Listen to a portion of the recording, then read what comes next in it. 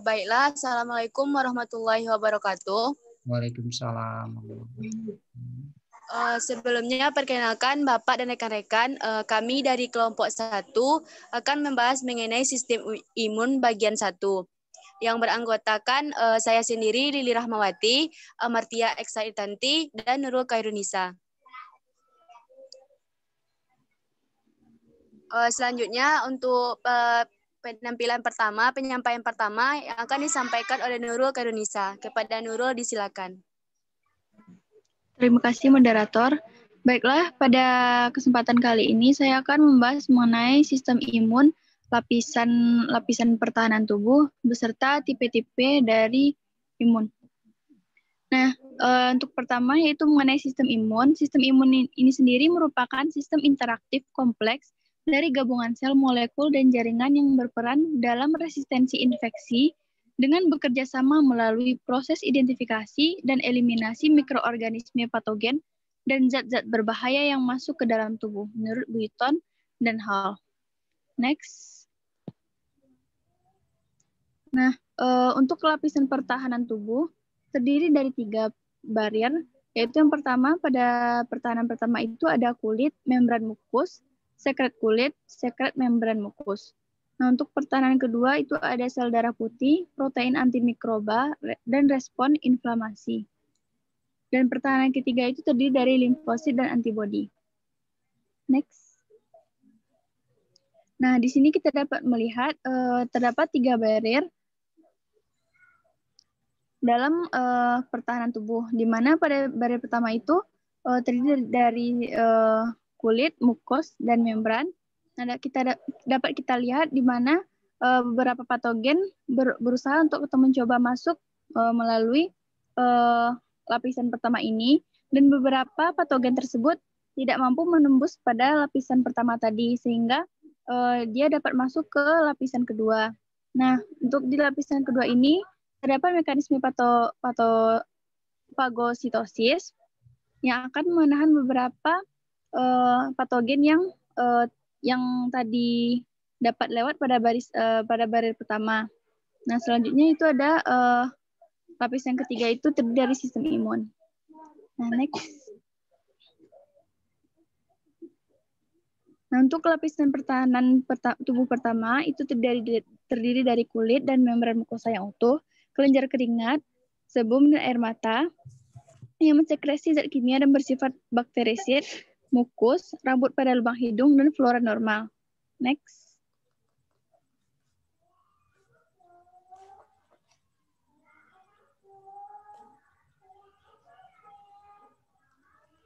Loncat ke daftar pustaka dia. Jumping ke slide.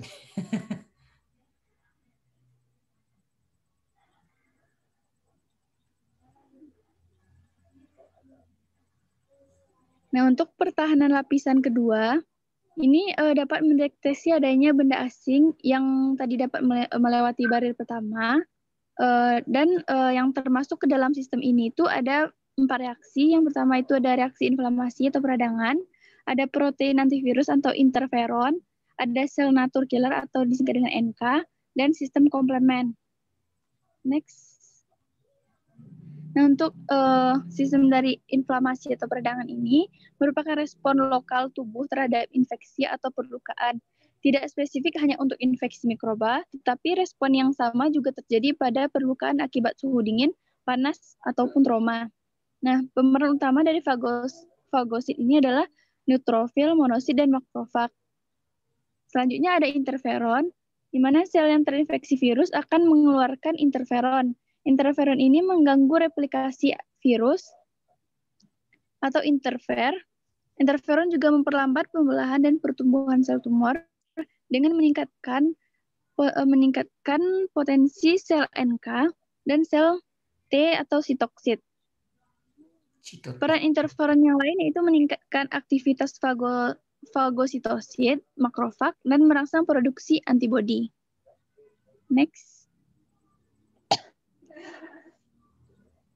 Selanjutnya itu ada sel natural killer, di mana sel ini merusak sel yang terinfeksi virus dan sel kanker dengan melisiskan membran pada paparan pertama.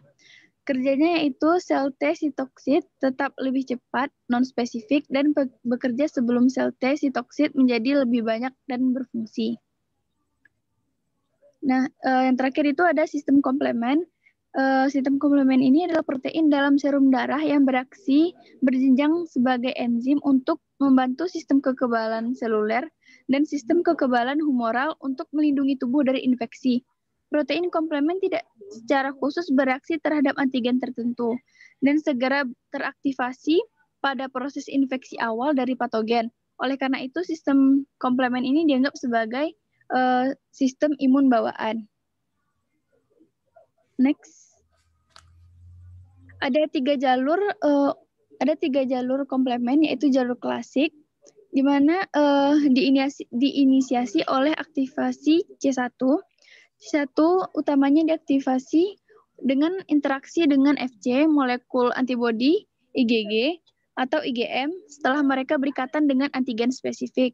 C1 juga dapat berikatan langsung dengan permukaan beberapa patogen dan bisa juga CRP yang diproduksi selama respon fase akut pada imunitas non-spesifik.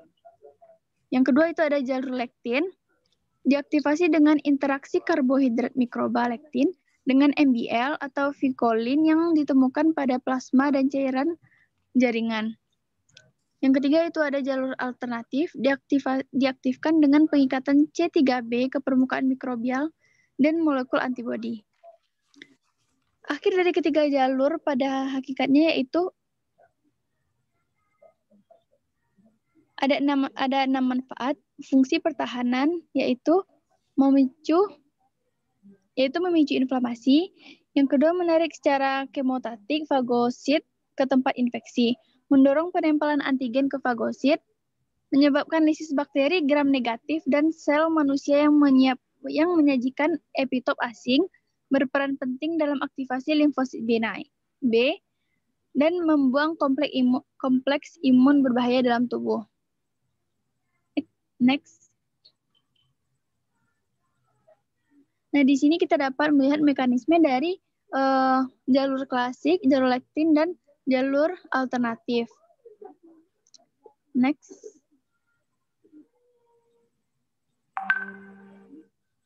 Nah, untuk lapisan pertahanan ketiga yaitu kekebalan adaptif dapat menghancurkan patogen yang lolos dari sistem kekebalan non-spesifik. Nah, itu mencakup kekebalan humoral dan kekebalan seluler produksi limfosit T yang teraktivasi. Harus dapat membedakan sel asing yang harus dirusak dari sel-sel itu sendiri. Next.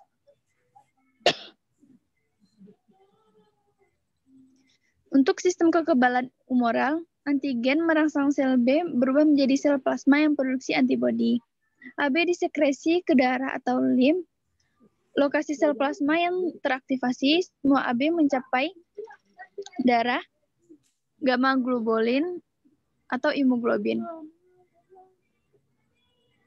Sistem kekebalan seluler, limfosit T spesifik untuk kekebalan terhadap infeksi virus dan pengaturan pada mekanisme kekebalan. Sel-sel T harus kontak langsung dengan sasaran. Ada 3 subpopulasi sel T, sel T sitosit, sel T penolong, dan sel T penekan.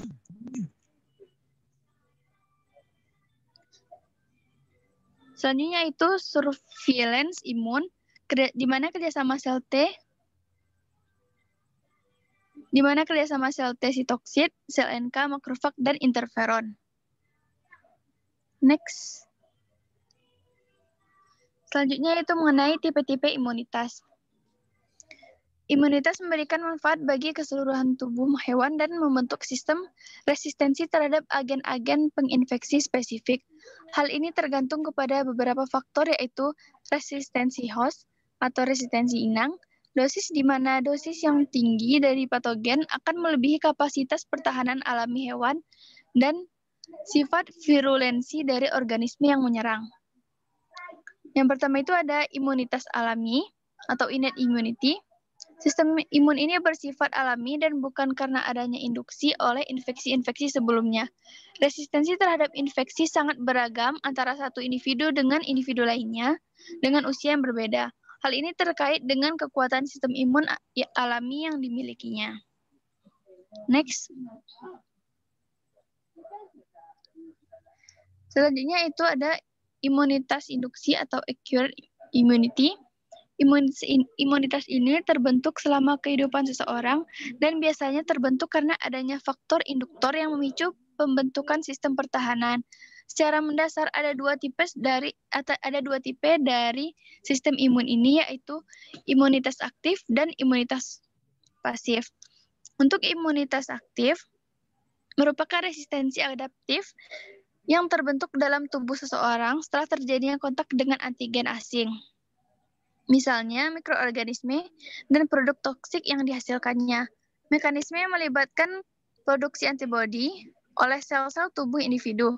Imunitas aktif berkembang sangat lamban dalam kurun waktu berhari-hari atau bahkan beberapa minggu, akan tetapi tetap bertahan selama beberapa tahun. Mekanismenya juga melibatkan respon humoral dan respon yang dimediasi oleh sel atau sel mediate respon. Next.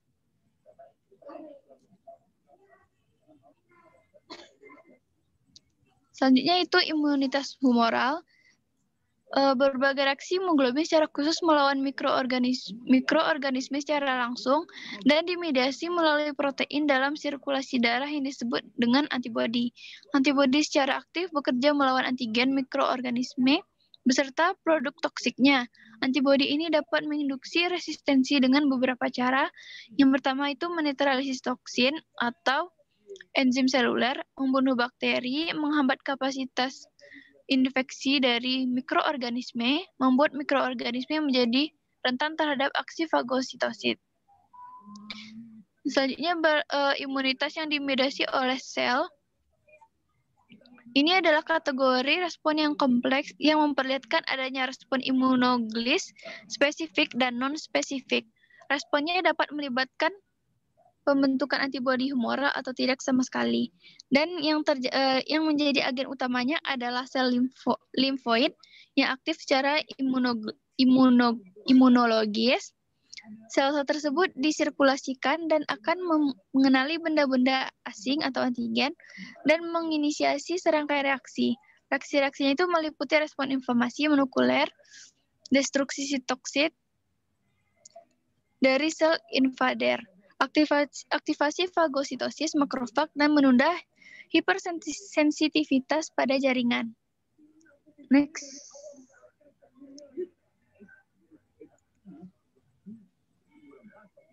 Selanjutnya itu mengenai imunitas pasif, yaitu resistensi yang temporer yang melawan agen penginfeksi yang diinduksi oleh pemberian antibodi yang melawan agen tersebut.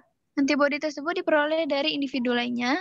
Imunitas pasif akan hilang pada periode yang singkat dan biasanya dalam beberapa minggu karena antibodi tersebut akan rusak dan tidak ada proses penggantiannya di dalam tubuh. Keuntungannya adalah ketika diberi ke dalam tubuh, maka respon imunitasnya akan segera meningkat dengan cepat tanpa adanya fase diam. Dikembalikan kepada moderator. Baiklah, terima kasih kepada Nurul. Selanjutnya penyampaian tentang antigen dan antibodi dipersilakan kepada Amartia. Kepada Amar, disilakan. Baik, terima kasih kepada moderator. Sebelumnya perkenalkan Bapak dan rekan-rekan semua, nama saya Amartia Aksa Irkanti, dengan nomor BP 1810421030. Baik, sebelumnya apakah suara saya terdengar dengan jelas Bapak dan rekan-rekan semua? Iya, terdengar dengan jelas. Crystal clear. Baik, next Pija.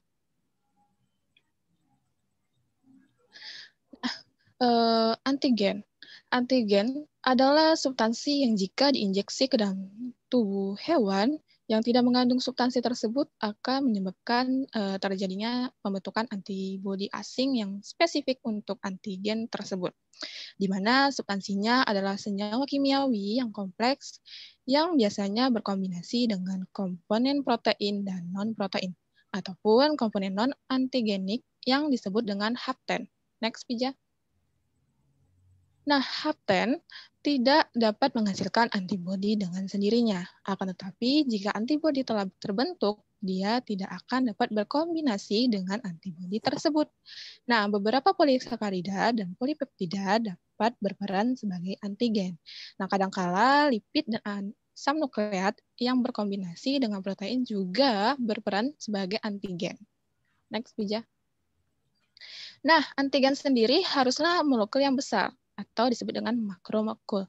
Akan tetapi, tidak semua makromolekul bersifat antigenik.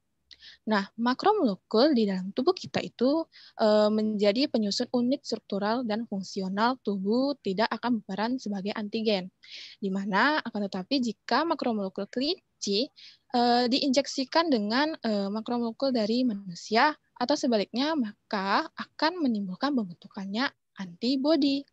Nah, penjelasan akan fenomena ini adalah bahwa perbedaan suatu struktur molekul dari dua individu yang berbeda spesiesnya dalam kelas mamalia akan menimbulkan respon antigen antibodi. Next, Bija. Nah, tadi kan antigen. Sekarang kita harus tahu juga antibodi itu apa sih? Nah, suatu antibodi merupakan substansi imunitas yang dibentuk dalam darah hewan sebagai respon terhadap stimulus antigenik dan akan bereaksi secara spesifik dengan antigen yang berhubungan pada beberapa cara yang dapat diamati. Nah, singkatnya, antibodi adalah protein dan menjadi bagian dari globulin serum. Nah, pada darah itu mengandung protein-protein seperti albumin, globulin, dan fibronogen yang dapat diisolasikan dengan metode elektroforesis. Nah, antibodi menjadi penyusun 1-2% dari total protein serum, dan kendatinya dalam kondisi abnormal pun sekalipun. Nah, karena antibodi termasuk ke dalam kelas globulin, maka disebut juga sebagai imunoglobulin. Antibodi dicirikan oleh piratin kimiawi, fisika, dan imunologisnya. Next, Bija. Nah, berikut adalah gambaran dari struktur antigen versus dengan antibodi. Di mana terlihat di sini antigen yang di tengah warna kuning itu memiliki molekul spesifik. Molekul jenisnya itu ada protein yang dapat berupa polisakarida, asam nukleat, dan lipid. Nah, sedangkan di antibodi khususnya itu memiliki dua rantai strukturnya yang disebut dengan light chain dan heavy chain. Nah, bedanya light chain itu adalah rantai ringan, sedangkan heavy chain rantai berat. Untuk lebih jelasnya kita jelaskan pada tabel berikut ini. Slide next, Bija. Nah, untuk lebih jelasnya kita lihat pada tabel berikut ini. Nah, apa sih bedanya antigen dan antibodi? Sudah saya bilang tadi, di antigen itu memiliki jenis molekul yang biasanya protein, yang dapat berupa polisakarida, lipid, dan asam nukleat. Sedangkan antibodi itu jenis molekulnya protein. Nah, antigen dapat didefinisikan sebagai zat pemicu respon imun, sedangkan antibodi adalah glikoprotein yang disekresikan oleh sel kekebalan tubuh, yaitu sel plasma, di mana sebagai respon terhadap zat asing, yaitu antigen. Nah, efek dari antigen itu menyebabkan penyakit atau reaksi alergi, sedangkan antibodi memiliki efek untuk melindungi si sistem dengan lisis bahan antigenik. Nah, antigen berasal dari di dalam tubuh ataupun di luar dari tubuh, sedangkan antibodi berasal dari dalam tubuh. Nah, antigen juga memiliki bagian, di mana bagian antigen ini sangat bervariasi dengan konformasi struktural yang berbeda-beda, dan biasanya terdiri atas epitop yang berbeda. Sedangkan bagian dari antibodi terdiri atas 3 bagian, di mana saya sudah menyebutkan di gambar sebelumnya, yaitu memiliki 2 rantai ringan atau light chain, dan 2 rantai berat, yaitu heavy chain, dan 4 polipeptida. Nah, antigen secara prevalensi ada di semua jenis sel. Kebanyakan sih ditemukan di virus, bakteri, ataupun jamur. Nah, sedangkan antibodi hanya berada di beberapa jenis sel saja.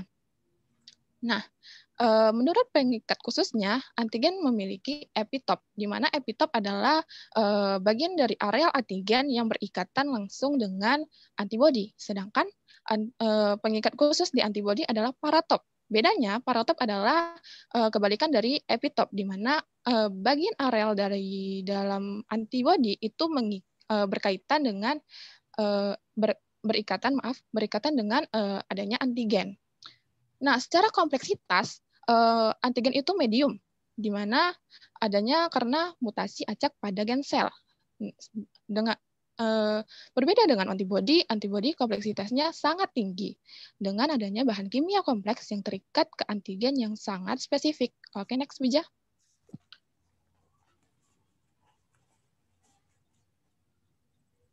Next Wija.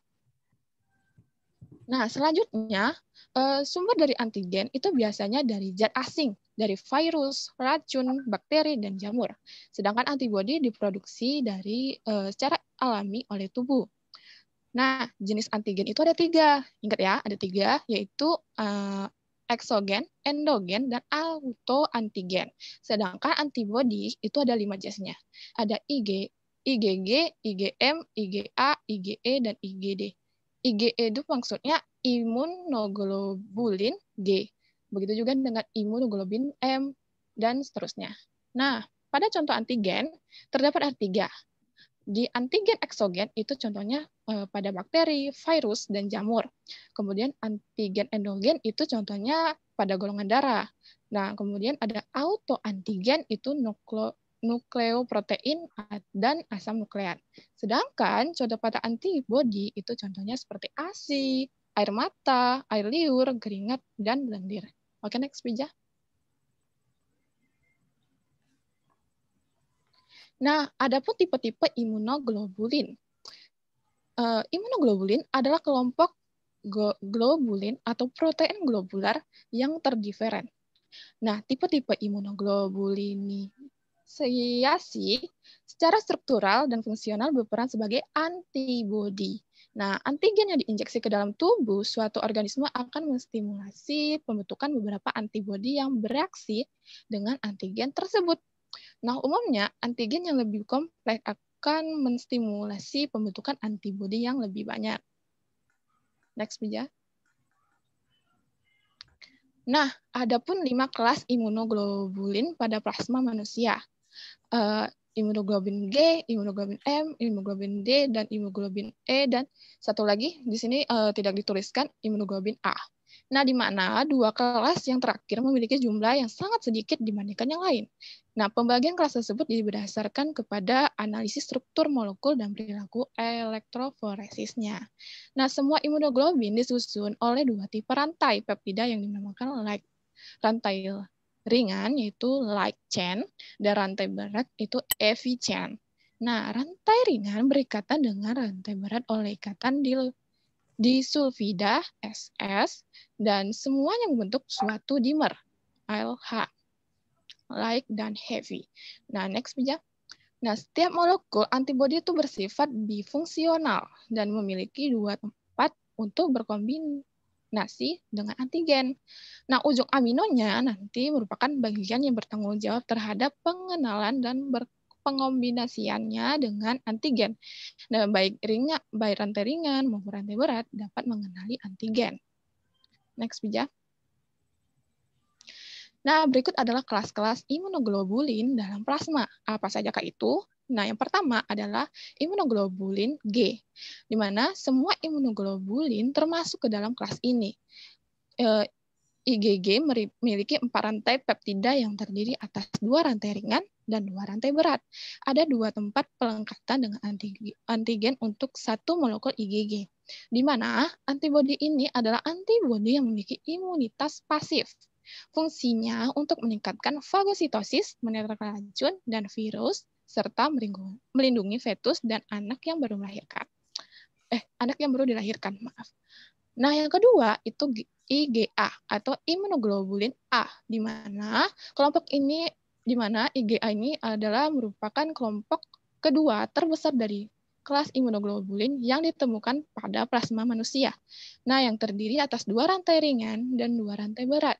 Keberadaannya banyak dalam sekresi membran mukosa, kelenjar ludah, saluran replikasi, permukaan intestinum, dan dalam kolostrum. Nah, fungsi utamanya adalah melindungi permukaan mukosal. Next, Bija. Nah, yang ketiga yaitu imunoglobulin M atau disingkat dengan IgM. IgM ini adalah merupakan antibodi yang memiliki berat molekul yang besar, sekitar 950.000, dan ditemukan dalam plasma dalam bentuk polimerisasi, di mana sebagai pentamer. Nah, antibodi ini distetis pada tahap imunisasi dan ikut oleh IgG. Nah, kelas ini memiliki bagian yang berikatan dengan komplemen, di mana antibodi ini merupakan antibodi pertama yang terbentuk sebagai respon terhadap benda asing yang masuk ke dalam tubuh.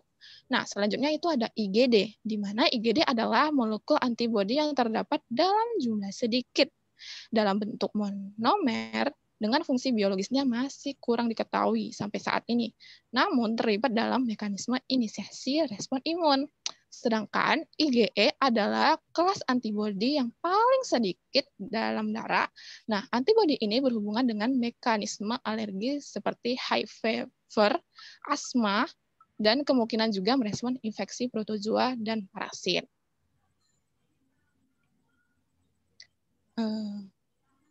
Baiklah, untuk materi selanjutnya saya kembalikan kepada moderator. Terima kasih kepada Amartya.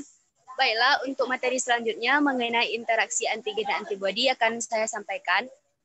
Plasma dari individu yang normal memiliki ratusan jenis antibodi yang berbeda, tetapi dengan jumlah yang sedikit. Jika antigen baru masuk ke dalam tubuh, antibodi spesifik akan muncul dalam darah yang akan bereaksi dengan antigen. Pendedahan ini berulang dengan berbagai antigen akan memperbanyak jumlah jenis antibodi dalam plasma. Jika individu didedahkan dengan antigen yang sebelumnya pernah masuk ke dalam tubuh individu tersebut, maka akan dihasilkan jumlah besar antibodi secara cepat di dalam plasma. Sehingga seluruh antibodi adalah protein. Dan pemberian satu antigen akan menstimulasi pembentukan beberapa antibodi. Dan jika antigen memiliki dua sisi aktif dan akan diikat oleh antibodi yang memiliki dua sisi tempat berkombinasi dengan antigen, maka akan menghasilkan suatu reaksi, yaitu reaksi presipitasi. Selanjutnya, adapun jenis-jenis antibodi dan reaksinya. Ada beberapa kategori antibodi yang penting. Di antaranya adalah yang pertama antitoksin yang menghasilkan pelawan toksin. Yang kedua aglutinin, yaitu antibodi yang menyebabkan aglutinasi, di mana aglutinin versus aglutinogen. Yang ketiga, presipitan, yaitu antibodi yang membentuk kompleks di mana molekul antigen akan larut. Yang keempat, lisin, yaitu antibodi yang mengaktifkan komplemen atau fiksasi komplemen yang akan memicu terjadinya lisis sel. Yang kelima, opsonin, yaitu antibodi yang berkombinasi dengan komponen permukaan mikroba yang akan menetralkan atau memblok tempat pengikatan mikroba sehingga menjadi inaktif. Setelah dilihat reaksi antibodi antigen tersebut, ada proses oposinasi, aglutinasi, dan presipitasi. Pada oposinasi itu jenis antibodi jenis antibodinya yaitu opsinin, sedangkan aglutinasi yaitu aglutinin, dan presipitasi yaitu presipitan. Di mana proses tersebut akan meningkatkan fagositosis pada makrofag. Sedangkan untuk pengaktifan komplemen itu merupakan jenis antibodi lisin yang akan memicunya terjadinya lisis pada sel. Selanjutnya,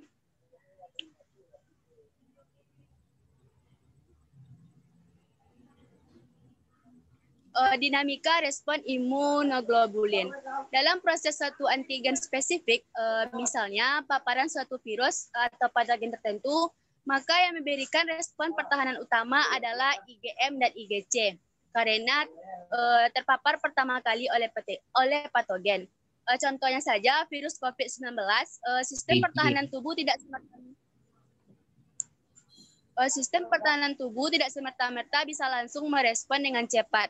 Tetapi butuh beberapa hari bagi sistem imun untuk meningkatkan produksi IgM. konsentrasi dari IgM ini diproduksi pelan, maka tidak bisa menetralisir serangan virus, sehingga serangan pertama ini dapat menyebabkan gangguan fisiologis pada penderita. Selanjutnya, pasca peningkatan IgM ini, barulah IgC mulai menanjak dengan kadar yang lebih tinggi dari interupsi ya, bukan IgC. Tadi kan tipenya A, D, E, M, G gitu. Jadi nggak ada C. Ini IgG ini. Maaf Pak. Okay. IgG ini mempunyai kemampuan dalam menetralisir yang lebih kuat terhadap patogen spesifik. Dan ketika IgG ini sudah dimiliki seseorang dalam tubuhnya, maka orang tersebut telah memiliki sistem kekebalan tubuh yang baik. Sehingga apabila seseorang terkena strain virus yang sama lagi, maka IgG ini akan melonjak drastis dengan kadar yang tinggi untuk menetralisir patogen tersebut.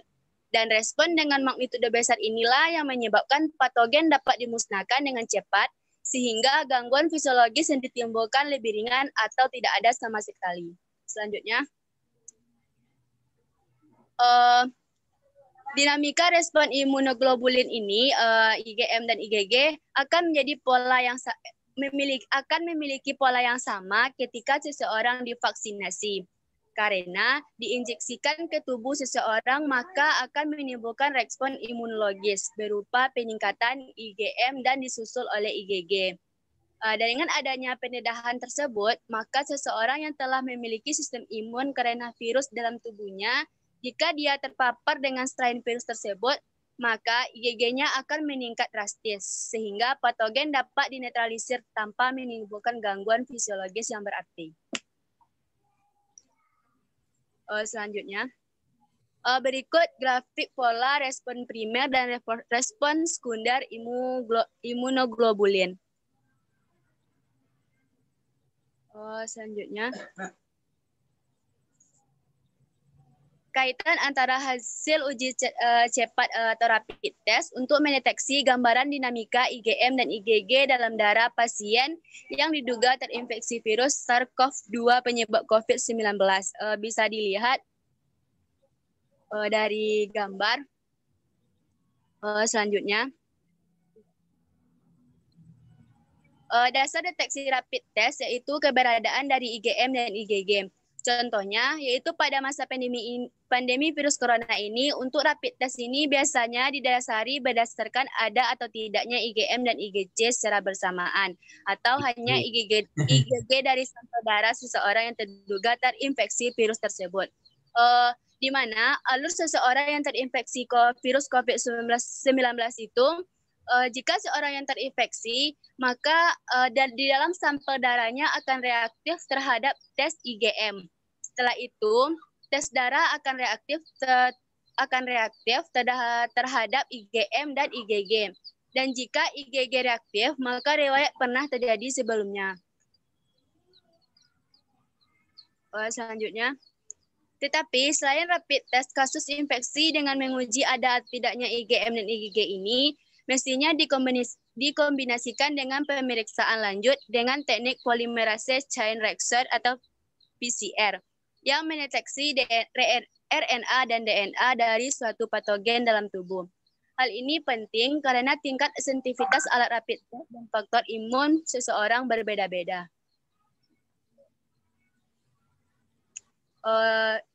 Itu berupa daftar pustaka dan sumber dari bahan yang telah kami sampaikan. Demikianlah presentasi dari kelompok 1. Jika ada kesalahan mohon dimaafkan. Selanjutnya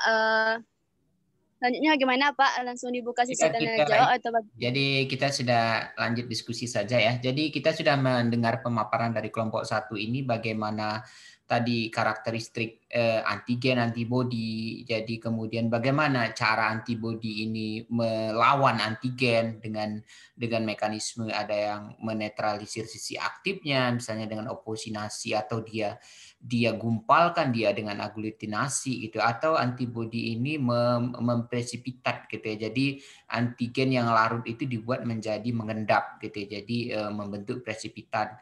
Dan ada lagi mekanismenya yang kita lihat tadi dengan aktivasi komplement yang endingnya itu sebenarnya menyebabkan reaksi bocornya membran sel dari antigen gitu ya. Jadi antigennya tentu adalah antigen yang memiliki membran sel. Kalau virus tidak mungkin bisa dilawan dengan cara aktivasi komplement karena itu khusus untuk patogen-patogen yang memiliki membran sel.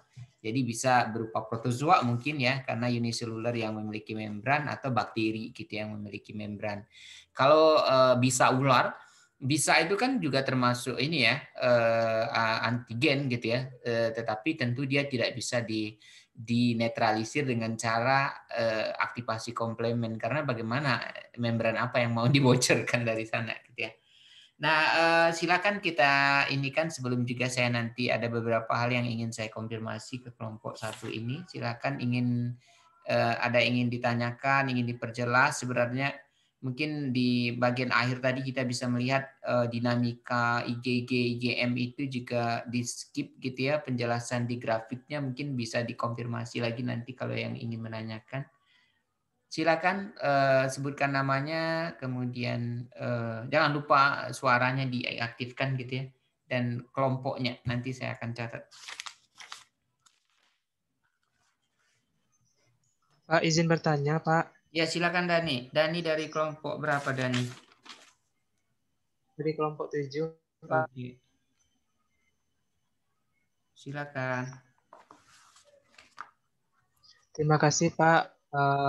Baiklah, Nyaji, di sini saya akan menanyakan beberapa hal dalam sistem imun tadi. Nah, sistem imun ini kan berhubungan dengan interaksi antara mikroorganisme dengan patogen. Dan yang saya tanya, di mananya tepatnya letak interaksi patogen tersebut. Dan hal ini kan berhubungan juga dengan sel fagosit. Bagaimana sel fagosit tersebut mengenali mikroorganisme asing masuk dalam tubuh. Dan apa peran dari komponen yang berhubungan dengan imun tubuh ini dalam menghadang masuk ke dalam tubuh. Terima kasih. Sekian dari saya. Ya, mungkin kita konfirmasi lagi. Jadi pertanyaan Dani ini, kalau saya menangkap ada pertama letaknya ini maksudnya terjadi tempatnya yang Dani pengen tanya, tempat terjadinya reaksi antigen antibody ini, lokasi Ya, Pak. terjadi Di mana letaknya patogen itu bereaksi? Iya, oke. Gitu, Pak. Kemudian juga tadi bagaimana simpelnya pertanyaan kedua adalah gimana sih cara sel-sel fagosit ini mendeteksi ini sel yang harus diserang gitu ya, yang harus ini antigen yang harus dinetralisir gitu ya.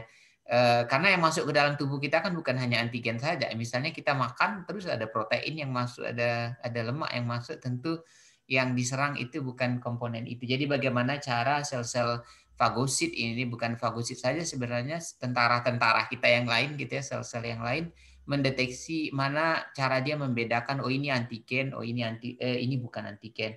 Lalu pertanyaan ketiga tadi berkenaan dengan bagaimana peranan dari sistem imun ini dalam menangkal keberadaan antigen di dalam tubuh gitu ya. Kurang lebih seperti itu, Dani.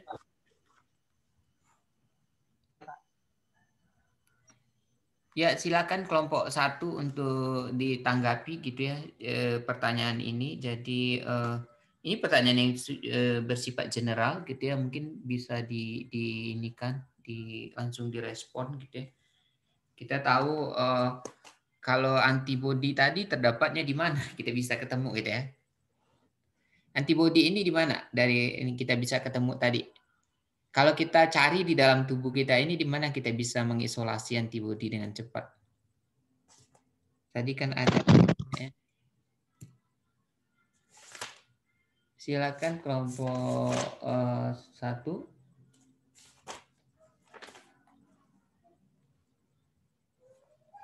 Nurul, Lili, dan Amartya ya. Kalau kita cari-cari kan sebenarnya di tubuh kita ini ada organ-organ spesifik, kemudian juga ada komponen spesifik dari sistem tubuh kita ini yang di sana kita bisa mencari di mana sih antibodinya gitu ya. Nah, di sana juga reaksi antigennya bisa kita ketemu gitu ya.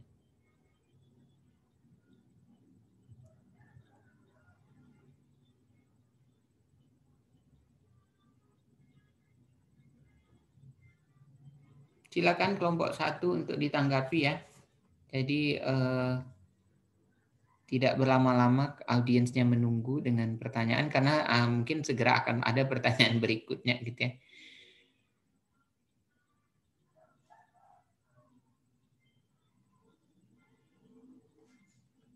Silakan.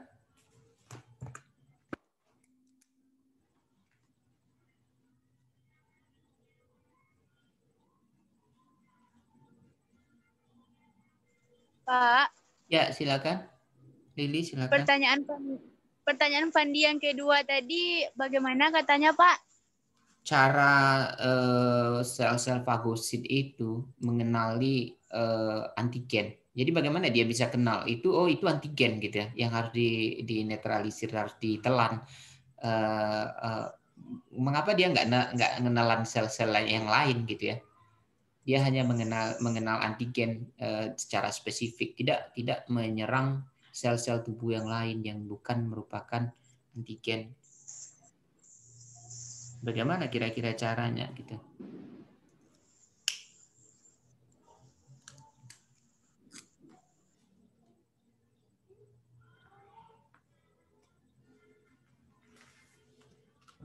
Kayak ini sekarang misalnya seseorang terinfeksi virus SARS-CoV-2. Tentu sebenarnya ketika masuk ke dalam saluran pernapasan itu kan ada reaksi sel-sel imun kita. Nah, bagaimana cara imun kita mengenali, oh itu virus loh yang masuk gitu, bukan debu biasa gitu ya.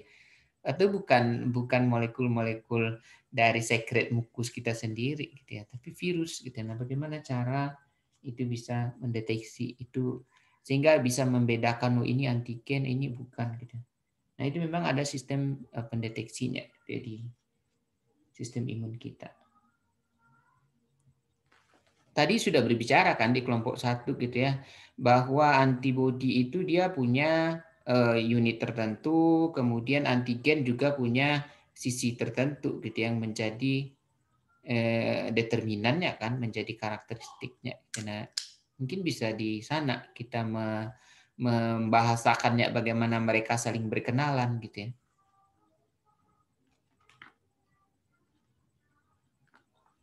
Bisa kelompok 1, ada 3 ini pertanyaan sekaligus belum terjawab satu pun ya.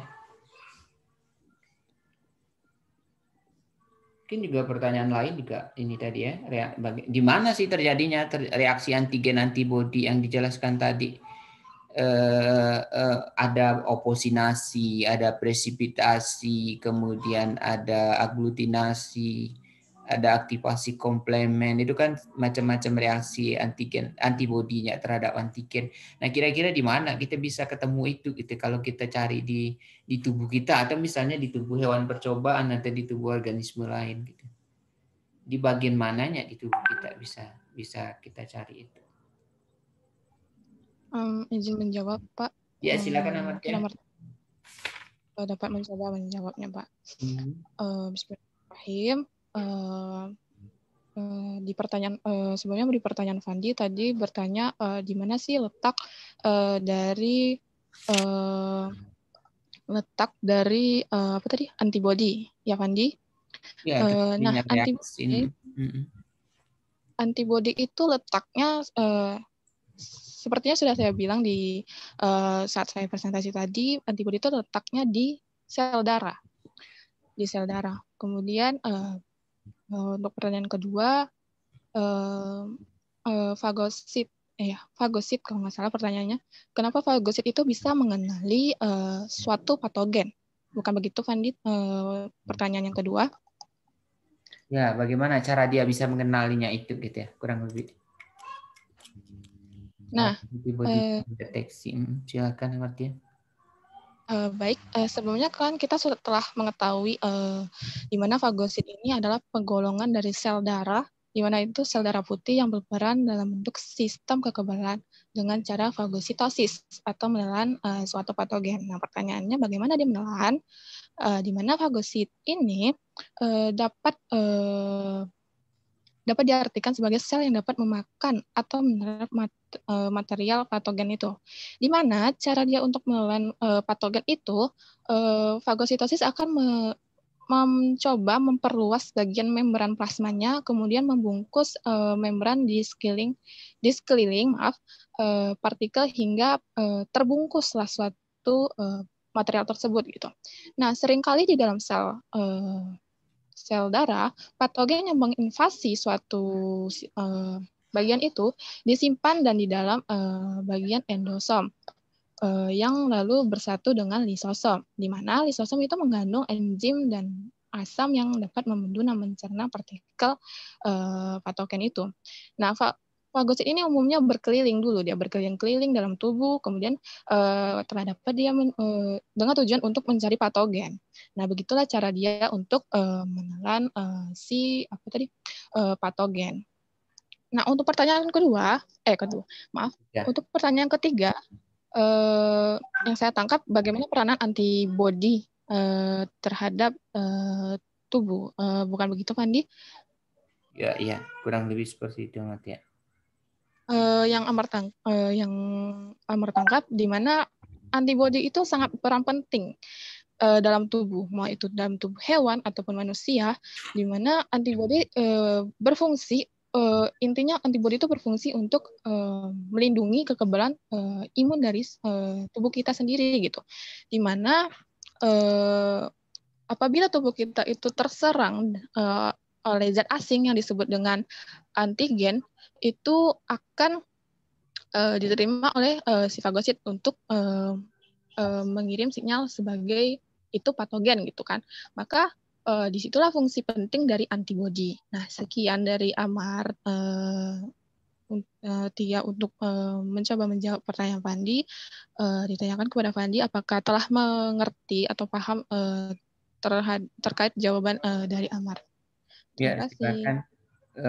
Yang lainnya kalau ingin menambahkan juga si Lili atau Nurul, ada yang ingin ditambahkan dari jawaban Amartya tadi, atau sudah merasa terwakili saja dengan itu, silakan. Dan Dani sendiri silakan, bagaimana dengan paparan yang sudah disampaikan oleh Amartya tadi dengan 3 pertanyaannya itu.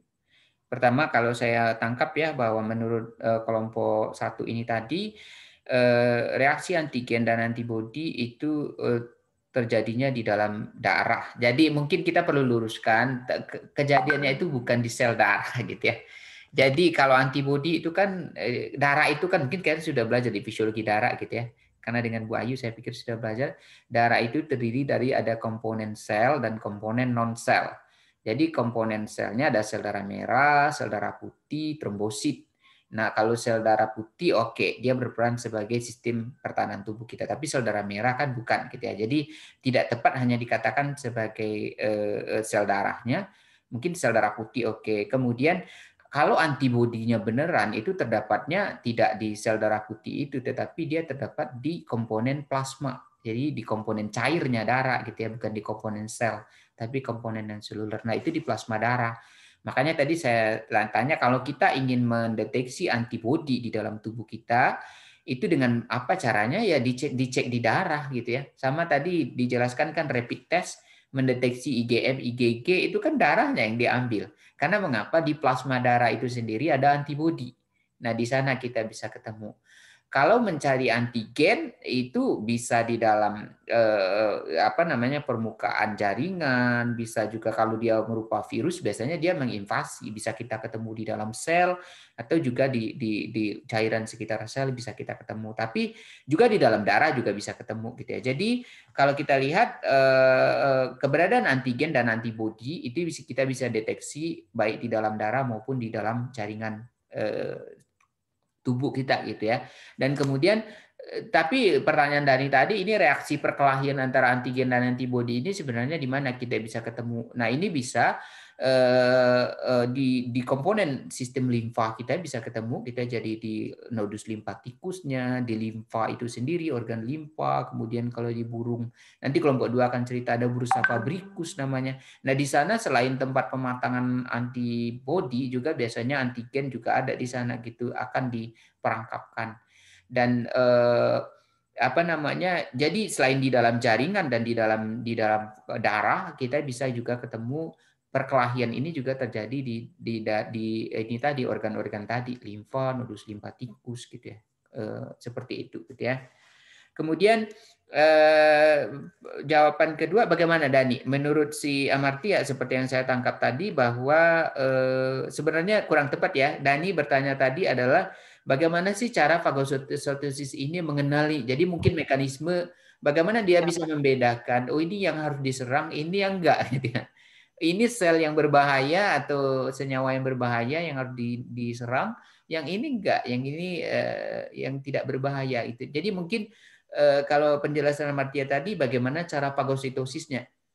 Ya benar seperti itu gitu. Jadi partikel atau antigennya itu akan diselimuti oleh bagian sel dari fagosit itu, nanti akan di endositosis, ditelan ke dalam, kemudian sampai di dalam nanti dia akan dicerna dengan enzim yang ada di lisosom fagosit itu, sehingga nanti toksik ini menjadi non toksik. Kalau dia berupa bakteri dia akan dipotong-potong gitu ya, akan dikunyah-kunyah oleh enzim itu, sehingga nanti akan dikeluarkan dalam bentuk yang tidak berbahaya lagi. Tapi itu mekanisme bagaimana caranya dia bisa mekanisme fagositosisnya. Tetapi bagaimana kira-kira cara si fagosit ini mengenal, oh ini yang harus gua telan gitu ya, ini yang harus saya telan, ini yang enggak gitu ya, ini berbahaya atau ini enggak. Nah itu mungkin ya pertanyaan Dani tadi. Jadi kalau ya kalau ini kira-kira bagaimana dengan kelompok satu? Cara kalau mekanismenya tadi sudah dijelaskan oleh Amartya gitu ya. Cara memfagositosisnya kurang lebih seperti itu. Tapi cara si fagosit ini sendiri mendeteksi bagaimana gitu. Apakah dia punya mata gitu ya?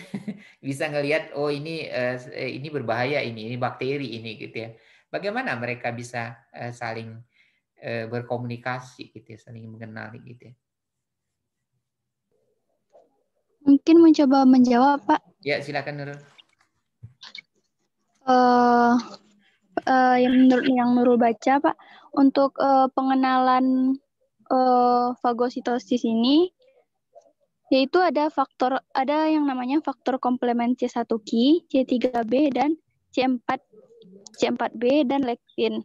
Itu merupakan faktor yang dapat membantu sel fagositik dalam mengenali patogen dan perlekatan untuk memulai fagositosis.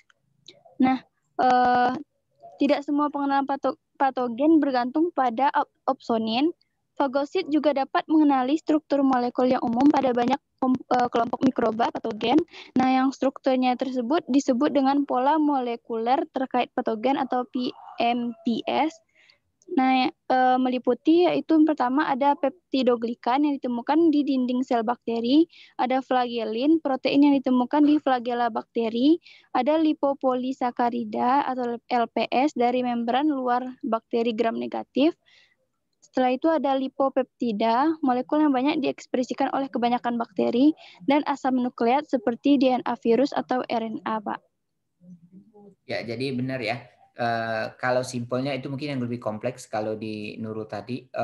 Tetapi sederhananya begini, bahwa memang Allah itu membekali kita dengan sel-sel fagosit kita itu, dia memiliki kemampuan memang semacam antene untuk mengenali senyawa-senyawa penyusun dari antigen itu. Seperti yang disebutkan oleh Nurul tadi, misalnya di bakteri gram negatif itu ada lipopolisakarida biasanya di penyusun membrannya itu.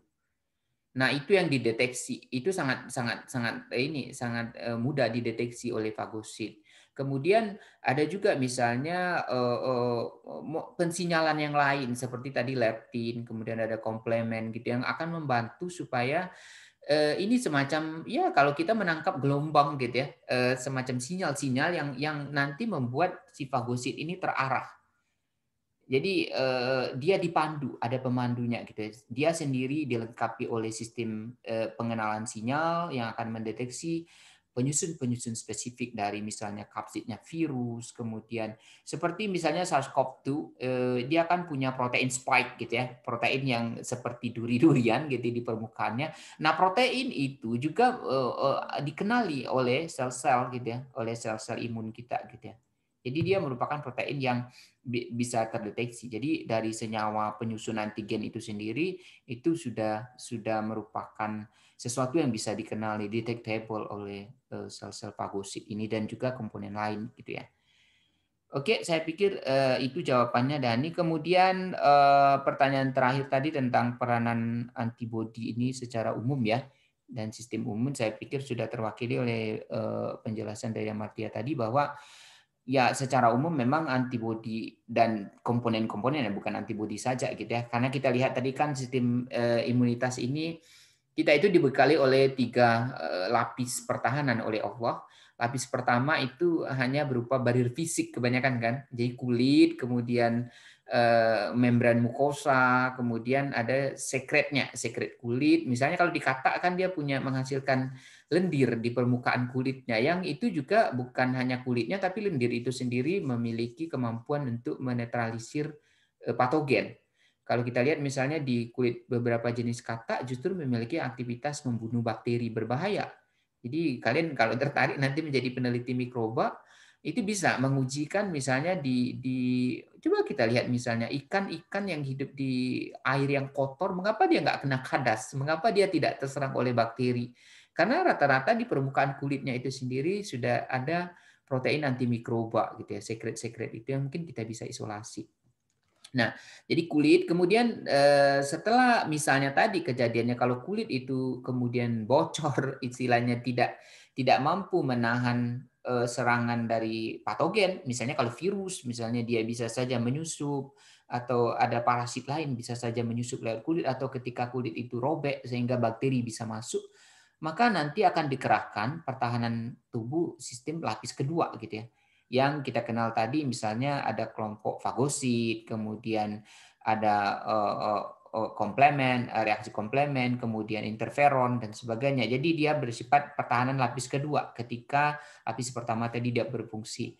Tetapi ketika seandainya lapisan kedua ini juga masih terkalahkan, si antigen tadi masih tetap kuat dan bertahan, menyerang juga, maka nanti akan muncul pertahanan yang lebih spesifik yaitu pertahanan lapis ketiga. Yang ini tentu kalau kita lihat dia melibatkan antibodi, pembentukan antibodi. Jadi antibodi ini sudah ending nanti gitu ya. Sudah kalau kulit nggak mampu, kemudian nggak mampu menolaknya, kemudian mukosa juga nggak bisa, lalu kemudian mekanisme inflamasi tidak bisa menetralisirnya, fagosit juga tidak, maka nanti akan dinetralisir dengan sistem antibodi karena antibodi ini lebih spesifik mainnya gitu ya. Antibodi dan juga mengerahkan sel-sel B biasanya sel-sel limfosit yang kerjanya spesifik. Nah, mungkin saya ingin tambahkan bahwa tadi kan jadi yang pertanyaan Dani tadi apa peran utama dari sistem imun ini? Ya secara umum dia sebagai protektor, pelindung dari semua bagian tubuh kita ini terhadap serangan patogen, baik itu antigen yang berasal dari luar tubuh maupun yang berada di dalam tubuh. Ingat tadi kan kelompok 1 Amartya dan kawan-kawan sudah menjelaskan bahwa antigen itu ada yang bersifat eksogen, yang antigennya sumbernya dari luar tubuh, virus, bakteri, parasit dan sebagainya, jamur. Ada antigen yang dia endogen, dia berasal dari dalam tubuh sendiri gitu ya. Misalnya tadi antigen yang memang sudah ada di permukaan eritrosit. Kita tahu kan misalnya untuk golongan darah kan ada antigennya gitu ya. Atau antigen untuk golongan darah resus gitu ya. Atau misalnya histocompatibility misalnya di permukaan jaringan gitu ya. Itu kan antigen yang memang sudah ada di dalam tubuh. Atau yang kita kenal antigen yang autoantigen. Jadi bedanya tadi mungkin kelompok 1 tidak menjelaskan apa bedanya. Kalau eksogen jelas dia dari luar tubuh, endogen dia dari dalam tubuh, sedangkan autoantigen sebenarnya dia bukan merupakan antigen, Tetapi pada kasus kondisi tertentu dia berperan sebagai antigen. Jadi dia memiliki karakter seperti antigen jadinya gitu ya, berbalik. Yang pada kondisi normal atau tidak sakit, non patologis, dia sebenarnya adalah molekul normal.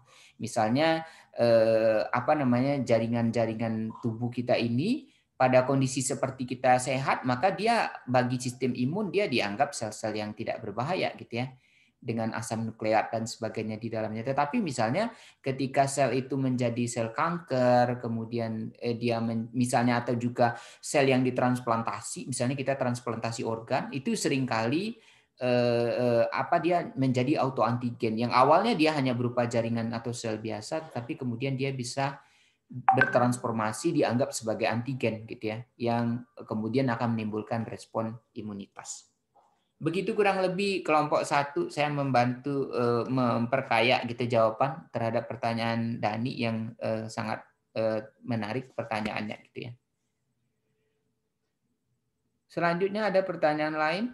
Kita persilakan. Izin bertanya, Pak. Ya, silakan. Dea dari Kenalkan, Pak. Nama saya Dea Damayanti, perwakilan dari kelompok 3, Pak. Ya, seperti yang kita tahu, sekarang ini kan sedang maraknya virus corona. Nah, yang ingin saya tanyakan itu, berapa lama kekebalan tubuh kita itu bisa bertahan dari virus? Dan jika kita terinfeksi oleh virus, kemudian kita sembuh, apakah virus itu apakah kita bisa terinfeksi lagi untuk yang kedua kalinya? Dan seperti yang kita tahu juga, anak-anak lebih rentan terhadap virus. Nah, apakah anak-anak itu memiliki sistem imun atau kekebalan tubuh yang sama dengan orang dewasa? Kalau sama, apa faktor penyebabnya? Dan kalau berbeda, apa juga faktor penyebab? Ya, mungkin untuk menjawab pertanyaan ini, mungkin kelompok 1 bisa ditampilkan tadi yang reaksi terakhir itu, dinamika imunoglobulin M dan imunoglobulin G. Gitu. Ada grafik tadi. Itu mungkin bisa membantu kita untuk merespon pertanyaan dari kelompok 3 yang diwakili oleh Dea ini gitu ya. Jadi ini pertanyaan yang sangat bagus. Jadi apakah ketika kita terinfeksi oleh virus itu bagaimana? Apakah nanti kemungkinan untuk terinfeksi kembali atau kita akan selamat itu dari serangan virus itu pada infeksi berikutnya gitu ya. Kemudian juga respon daya tahan imunitas masing-masing itu terutama terkait faktor usia. Tadi kan sudah dikatakan faktor usia itu berbeda-beda. Anak-anak itu menjadi lebih rentan misalnya dibandingkan dengan orang dewasa. Tetapi manula juga balik jadi rentan gitu ya, tidak seperti orang dewasa muda. Nah, kira-kira bagaimana kita merespon ini? Silakan kelompok 3.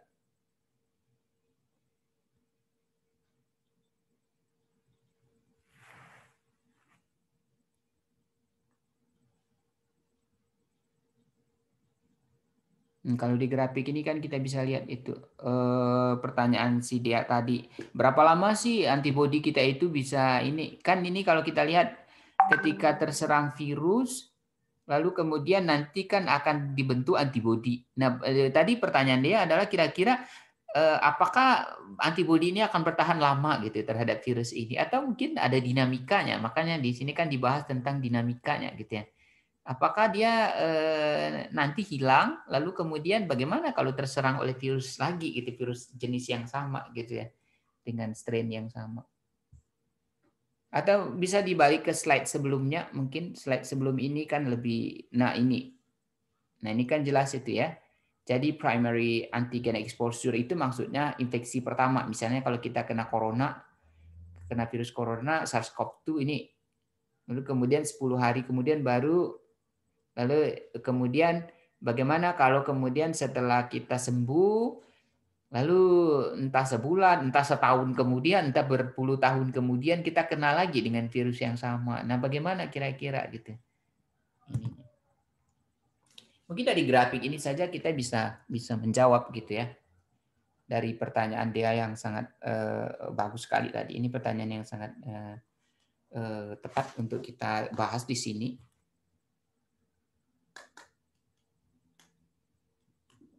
Jadi ada ya kurang lebih 3 lah gitu pertanyaannya tentang berapa lamanya antibodi itu bisa bertahan, kemudian bagaimana apakah infeksi berikutnya juga kita berkemungkinan untuk kena lagi, kemudian juga bagaimana karakteristik respon imun itu kok bisa berbeda-beda dia dari faktor usia. Nanti saya ingin cerita juga sebenarnya bukan usia saja, bahkan jenis kelamin, golongan darah itu juga menentukan respon imun seseorang itu berbeda-beda gitu ya. Laki-laki dengan perempuan itu akan nanti berbeda respon imunnya terhadap suatu patogen.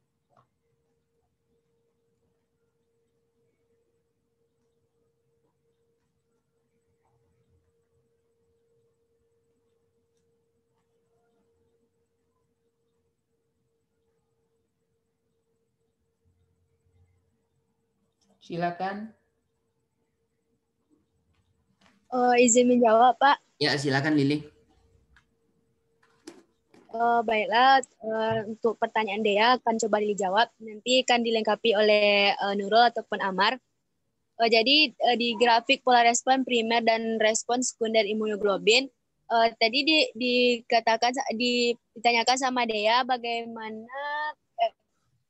berapa hari apa katanya tadi Pak virus ya kurang lebih berapa lama sih antibodi ini bisa bertahan gitu ya. Kan ini kalau ada antigen atau virus misalnya menyerang, nanti kan terbentuk antibodi. Nah, antibodi yang terbentuk ini apakah permanen? Terus apakah nanti akan hilang gitu ya? Baik, Pak. Jawabannya, sistem pertahanan tubuh kita pertama-tama tidak langsung merespon dengan cepat tentang virus tersebut, tetapi butuh beberapa hari, seperti pada grafik, pada hari ke-10 barulah IgM naik dan diproduksi oleh sistem imun. Kemudian pada rentang waktu 10 hari sampai 20 hari tersebut, IgM ini karena diproduksi pelan, maka tidak bisa langsung menetralisir serangan virus tersebut. Sehingga pada saat ini penderita akan mengalami gangguan fisiologis akibat virus tersebut. Tetapi nantinya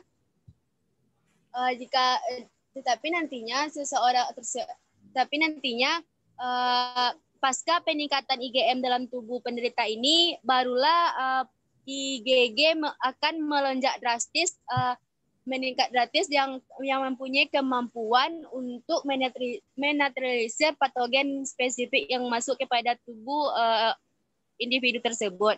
Sehingga karena adanya pelonjakan drastis dari IgG ini, tubuh penderita yang terinfeksi virus tersebut dapat dinetralisir sehingga patogen yang berada pada tubuh penderita tersebut bisa hilang, bisa musnah ataupun hilang, sehingga tidak terjadi gangguan apapun kepada penderita tersebut.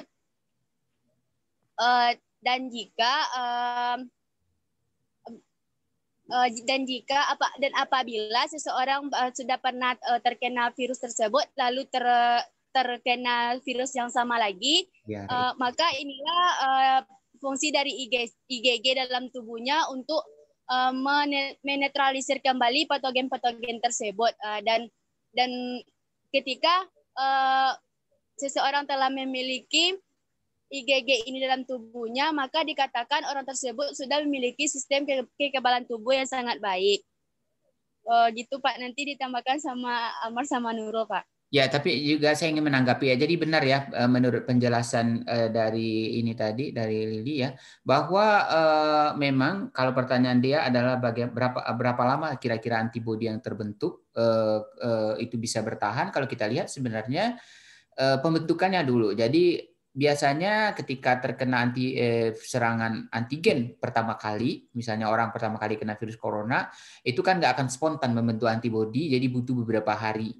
Ini bisa 7 hari, bisa 10 hari. Nah, ada yang kadang-kala 5 harian. Itu baru terbentuk. Yang terbentuk apa duluan? Seperti yang diceritakan tadi adalah imunoglobulin M.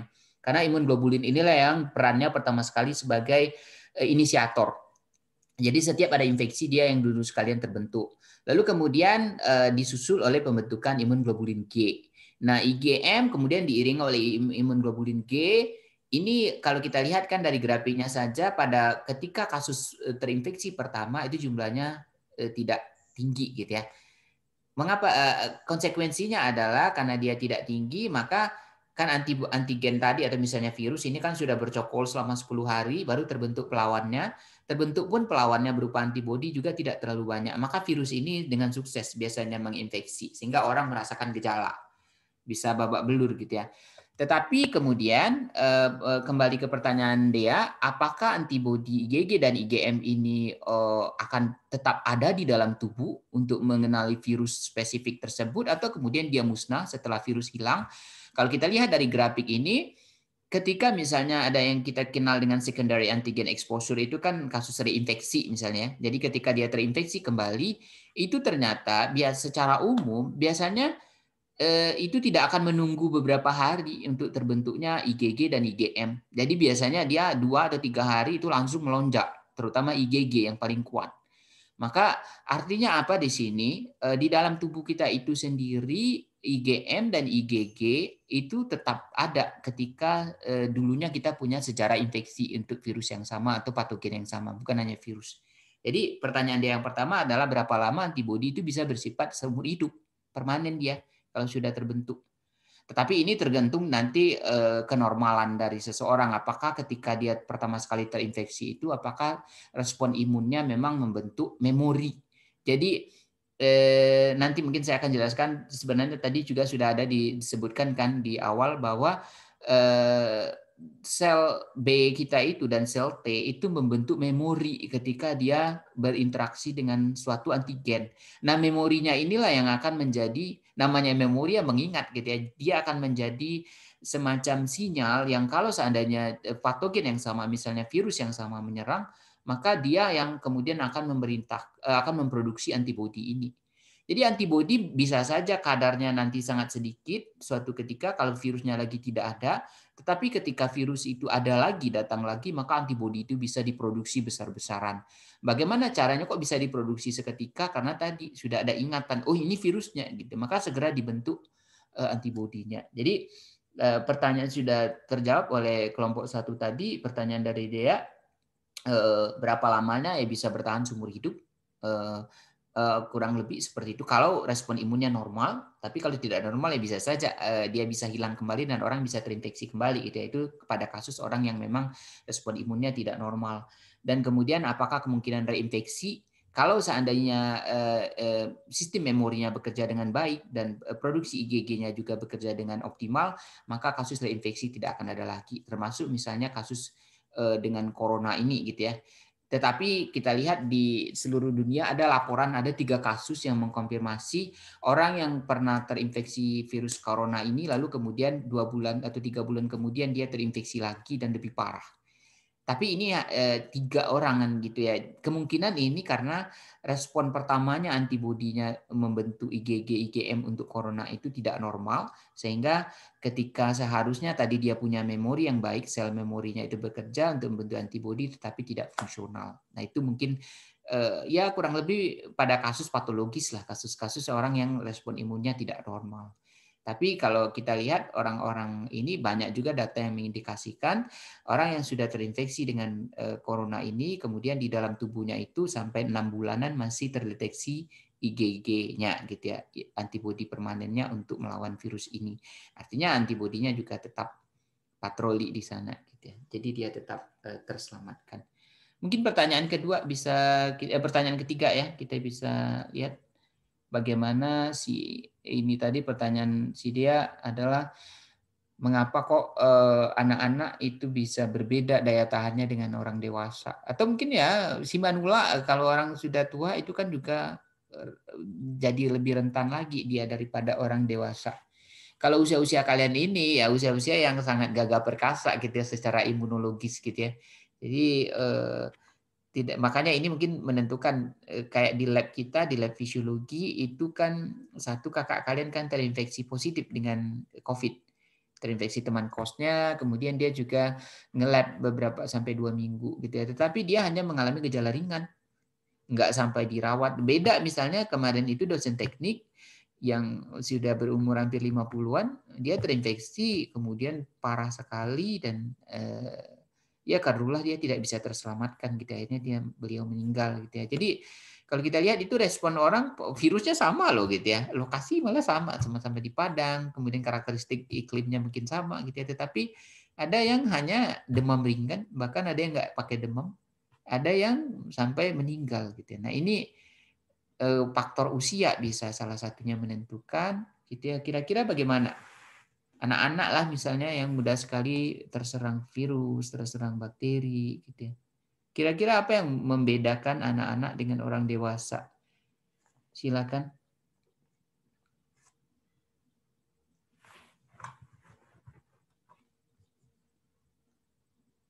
Kelompok 1 ditanggapi.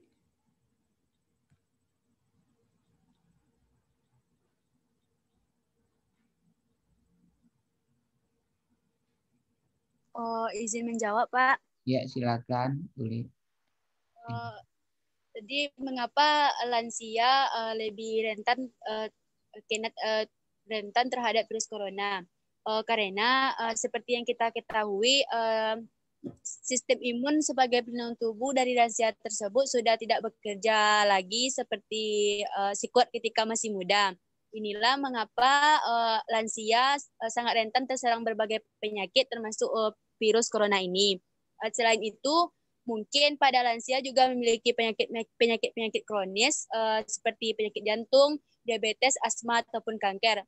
Dan hal ini juga bisa meningkatkan resiko atau bahaya terjadinya infeksi virus corona karena nanti akan menimbulkan komplikasi dan akan membuat penderitanya lebih parah karena telah memiliki penyakit tersebut. Sedangkan untuk yang muda atau seperti kami sekarang, itu karena sistem imunnya masih bekerja dengan baik dan juga apabila terkena virus corona, gejala yang dialami oleh manula dan yang muda itu sangat berbeda sekali. Tidak seperti yang dialami oleh manula. Sedangkan pada anak-anak, biasanya ketika anak-anak tersebut dikatakan terinfeksi COVID, maka gejala yang timbul bukan gejala seperti pneumonia, SARS atau yang lainnya, tetapi lebih ke seperti demam biasa saja demam biasa saja yang terjadi pada anak tersebut. Gitu, Pak. Ya, jadi kalau kita kaitkan memang usia itu memang sangat menentukan. Karena usia ini sebenarnya banyak merefleksikan, mencerminkan kondisi lainnya ya. Bisa juga seperti yang sudah dikatakan tadi bahwa usia itu juga berkaitan dengan kekuatan dari organ tubuh kita, dari sistem imun itu sendiri. Jadi kalau anak-anak sistem imunnya mungkin kuat, akan tetapi riwayat infeksinya dia itu belum ada. Misalnya dia belum divaksin, kemudian dia juga misalnya belum pernah terinfeksi oleh patogen-patogen yang lebih banyak, sehingga di dalam tubuhnya itu IgM, IgG yang mendeteksi antigen khusus itu belum ada gitu ya, sehingga dia sangat rentan. Misalnya anak-anak yang belum divaksin dengan polio, dengan cacar, kemudian dengan varicella dan sebagainya itu tentu membuat dia menjadi rentan. Karena mengapa? Dia secara organ mungkin sangat bagus karena masih anak-anak gitu ya. Sistem organnya masih fungsional, masih sangat prima, super prima, bahkan masih anak-anak. Tetapi antibodi, sistem pertahanan tubuhnya itu masih lugu lah kurang lebih ya. Karena belum punya riwayat infeksi sebelumnya, belum vaksinasi. Nah, beda kalau misalnya yang sudah kalian misalnya sekarang sudah remaja, sudah dewasa, itu sistem organ sudah prima, sudah sangat fungsional dan kemudian sudah memiliki riwayat infeksi atau bahkan misalnya riwayat vaksinasi, sehingga pertahanan tubuh juga kuat. Jadi double gitu ya, dari sistem imunnya sendiri juga sudah punya banyak karakter pengenal, dan juga sudah siaga penuh dengan berbagai macam antigen karena juga sudah punya riwayat vaksinasi, imunisasi, dan juga bahkan infeksi alami gitu ya.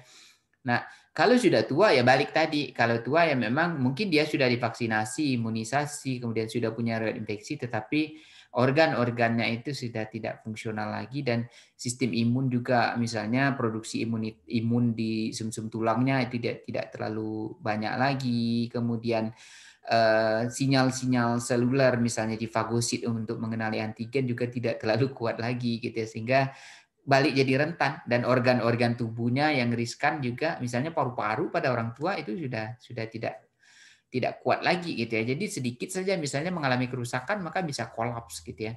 Beda misalnya kalau masih anak-anak dan remaja itu misalnya paru-paru ketika rusak oleh serangan virus akibat efek infeksi virus misalnya, itu kemungkinan bisa regenerasi lagi. Tapi kalau mulai manula atau agak tua itu mungkin dia tidak regenerasi menjadi sel-sel alveolus, tapi kemudian menjadi paling jaringan ikat gitu yang tidak fungsional gitu ya.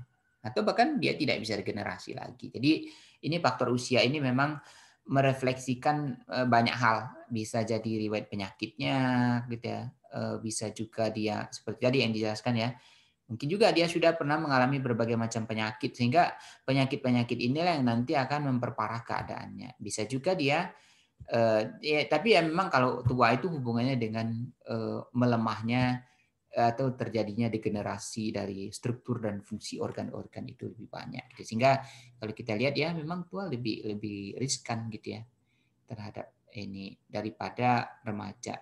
Anak-anak sebenarnya dari segi organ dia kokoh, kuat karena namanya anak, tetapi ya kesiagaan dari sistem imunnya itu sendiri gitu ya, sistem pensinyalannya juga belum terlalu matang ya, belum ada riwayat vaksinasi, atau jika dia belum terinfeksi gitu ya. Jadi banyak sekali yang menentukan.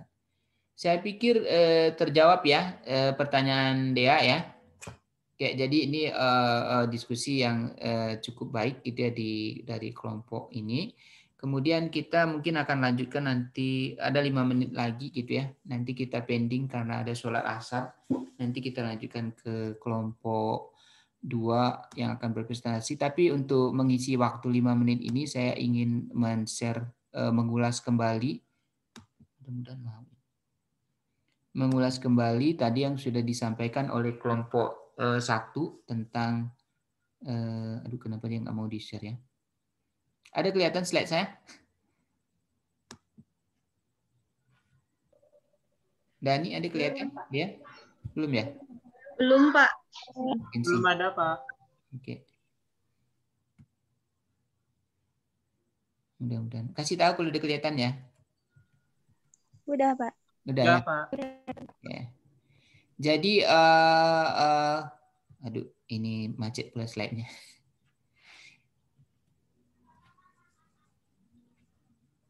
Nah, ini tadi yang ingin saya sampaikan. Jadi sebenarnya banyak faktor yang menentukan, seperti pertanyaan dia tadi, faktor-faktor usia misalnya itu sudah terwakili dari pembahasan dari pertanyaan dia. Jadi bisa juga yang menentukan apakah seseorang itu akan parah atau tidak, lemah atau kuat sistem imunnya ketika dia terserang. Itu pertama tergantung kepada ganas atau tidaknya antigen yang menyerangnya. Misalnya di sini saya contohkan virus penyebab flu biasa, influenza, dengan virus SARS-CoV-2 itu berbeda keganasannya. Maka kalau orang yang kena SARS-CoV-2 itu bisa ada yang bisa menyebabkan kematian, tapi misalnya influenza biasa itu hanya demam-demam ringan. Atau misalnya kalau antigennya yang berbentuk lain, misalnya, nah antigen yang ada di bisa ular kobra itu berbeda keganasannya dengan antigen yang terdapat di sengatan semut misalnya, di kelenjar sengatnya semut. Nah ini mengindikasikan bahwa berbahaya atau tidaknya serangan itu tergantung kepada karakter antigen atau patogennya itu. Kemudian juga tadi sudah disebutkan dosis. Jadi dosis antigen yang terpapar dengan kita itu menentukan apakah kita akan juga parah atau tidak. Ini juga mungkin kita bisa lihat bisa dinetralisir dengan penggunaan masker, misalnya kalau untuk virus-virus yang menyerang saluran pernafasan, itu karena dengan masker tentu memfilter, mengurangi jumlah atau dosis yang terpapar dengan kita. Juga jalur infeksi, ini juga menentukan lewat mana dia menginfeksi kita, itu menentukan apakah kita akan bergejala atau menimbulkan penyakit atau enggak. Kalau misalnya virusnya ini lewatnya saluran pernafasan, lewat hidung, kemudian lewat mulut yang bisa mengakses, lalu kemudian dia hanya menempel di kulit, itu kemungkinan tidak akan menginfeksi. Jadi virus flu misalnya, dia kita pakai masker, kita pakai menutup saluran pernafasan dan ini, tapi dia tetap mengenai kulit kita, maka dia tidak akan bisa masuk. Ya, jadi jalur infeksi itu menentukan apakah dia akan menimbulkan penyakit atau enggak gitu ya. Atau ada misalnya virus tertentu, herpes misalnya, yang kalau hanya lewat kulit dia mungkin hanya menimbulkan ruam-ruam biasa, tetapi kalau dia masuk melalui mata, virus ini dia bisa menyebabkan kebutaan. Jadi efeknya akan berbeda-beda, keganasannya tergantung pada jalur infeksi. Kemudian juga karakter genetik seseorang. Jadi host genetic susceptibility gitu ya, kerentanan genetiknya. Ini tergantung apakah, ini bukan mutasi ya. Jadi apakah seseorang itu secara genetik dia memiliki mutasi gen-gen khusus gitu. Jadi ada banyak sebenarnya gen-gen yang mengalami mutasi misalnya turunannya sehingga menyebabkan dia rentan terhadap serangan patogen tertentu. Nah itu juga membedakan misalnya ras kita Asia dengan Eropa dengan ini mungkin dengan Afrika mungkin akan berbeda-beda responnya dengan patogen yang sama. Jadi itu tergantung karakter genetik. Dan juga tadi sudah kita bicarakan adalah faktor usia ketika infeksi, lalu kemudian riwayat infeksi sudah kita ceritakan, dan juga penyakit penyerta. Kita lihat misalnya pada kasus COVID ini kan orang-orang dengan penyakit penyerta atau riwayat penyakit seperti diabetes, obesitas, ginjal, kemudian liver itu sangat rentan dibandingkan orang yang tidak memiliki riwayat penyakit ini. Jadi ada penyakit penyertanya. Kemudian juga beberapa patogen, tapi ini tidak umum gitu ya. Beberapa patogen atau antigen dia juga selektif berdasarkan golongan darah. Termasuk SARS-CoV-2 ini dari data yang berkembang sekarang ada indikasi bahwa orang-orang yang bergolongan darah 0 atau O itu memiliki sedikit lebih kuat lah. Jadi dia lebih resisten terhadap infeksi SARS-CoV-2 ini dibandingkan orang-orang yang bergolongan darah lain. Jadi ada indikasi golongan darah, kemudian jenis kelamin juga. Jadi laki-laki dengan perempuan itu bisa memiliki respon imun yang berbeda gitu terhadap suatu patogen. Kemudian status gizi sudah jelas. Kalau ini orang yang mengalami malnutrisi atau kurang memakan makanan bergizi itu bisa imunitasnya rendah. Mungkin kita bisa lihat bahwa produksi antibodi, pengerahan fagosit dan sebagainya itu kan memerlukan ATP. Memerlukan energi yang banyak, enzim yang bekerja dengan baik. Maka kalau status gizi seseorang sangat rendah, maka produksi antibodi, kemudian pengerahan tentara imunitasnya juga akan terganggu gitu ya. Dan jadi status gizi ini kemudian jenis kelamin dan ini tadi sudah saya bilang bahwa penyakit yang berkembang itu yang terinfeksinya. Dan juga biasanya juga riwayat infeksinya itu apakah dia pernah terinfeksi dengan virus yang sama seperti yang kita katakan tadi. Kalau dia terinfeksi dengan virus yang sama kemungkinan dia akan lebih kuat karena dia sudah memiliki sel-sel memori itu gitu ya. Jadi nih, nah ini mungkin struktur antigen tadi. Jadi pertanyaan Dani tadi bagaimana antigen itu bisa mengenali antibodi bisa mendeteksi antigen. Biasanya di antigen itu ada bagian yang dikenal dengan epitop. Nah epitop ini menjadi sisi pengenal bagi antibodi sehingga ini musuh, ini enggak gitu ya. Selain tadi fagosit juga bisa memiliki itu. Kemudian saya ingin mengulas tadi sedikit tentang bagaimana antibodi ini berkelahi dengan antigen. Jadi ini tergantung seperti apa bentuk antigennya. Jadi kalau kita lihat tadi saya sudah cerita kalau dia berupa antigennya itu berupa sel tentu ya, maka antibodi bisa melawannya dengan aktivasi komplemen. Nah, kalian lihat misalnya aktivasi komplemen ini simpelnya, ini antibodi yang seperti huruf Y terbalik ini, dia menempel di sel-sel patogen, misalnya sel bakteri atau sel protozoa misalnya. Nah, dia nanti akan ditempeli oleh molekul komplemen yang sudah ada di dalam darah, lalu kemudian molekul komplement ini dari yang tidak aktif menjadi aktif gara-gara dia berikatan dengan antibodi ini. Jadi antibodi ini kerjanya membangunkan molekul komplement ini. Yang bekerja selanjutnya sebenarnya adalah molekul komplementnya. Apa kerjanya? Molekul komplement akan membuat lubang di membran sel virus, bakteri atau patogen ini. Nah, kalau udah lubang ya namanya sel dilubangi ya bocor gitu ya, maka akan terjadi lisis. Jadi aktivasi komplement konsekuensinya bagi sel patogen atau yang menyerang dia akan mengalami lisis. Kalau lisis ya plasmanya udah tebusai kalau bahasa orang Minang ya. Nah, itu menyebabkan nanti mati gitu. Kalau bakteri plasmanya sudah keluar ya mati sel gitu ya. Jadi ini kayak ditusuk-tusuk di mana-mana gitu ya. Jadi kayak pembunuhan sadis terhadap antigen patogen gitu ya. Tetapi kalau kita lihat kalau dia dengan mekanisme netralisasi atau bahasanya oposinasi, apa yang dia lakukan adalah dia mengikat sisi aktif dari antigen ini. Jadi virus misalnya ini sisi aktifnya kalau corona misalnya di protein spike-nya itu ya, protein yang seperti duri-durinya itu diikat oleh antibodi sehingga si virus ini nggak bisa nempel di sel hostnya sehingga dia tidak bisa menginfeksi. Bakteri juga sisi-sisi aktifnya itu ditutupi sehingga antenanya nggak kerja gitu ya, ditutupi. Nah dengan seperti ini maka antigen yang masuk itu bakteri atau virus itu nggak bisa ngapa-ngapain gitu ya. Nah, kemudian juga ada aglutinasi. Aglutinasi ini jadi untuk virus bakteri bisa diserang dengan oposinasi atau netralisasi. Kalau bakteri biasanya dengan aglutinasi juga.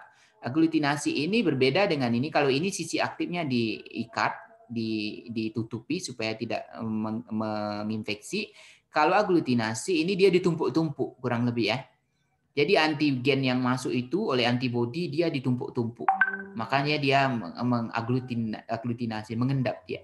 Kalau presipitasi, kita lihat ini sebenarnya mirip dengan penumpukan, tetapi dia dirangkai seperti ini. Jadi ini antibodi yang Y, yang kuning itu antigen. Jadi antigennya itu biasanya molekulnya kecil-kecil dan itu larut di dalam cairan tubuh.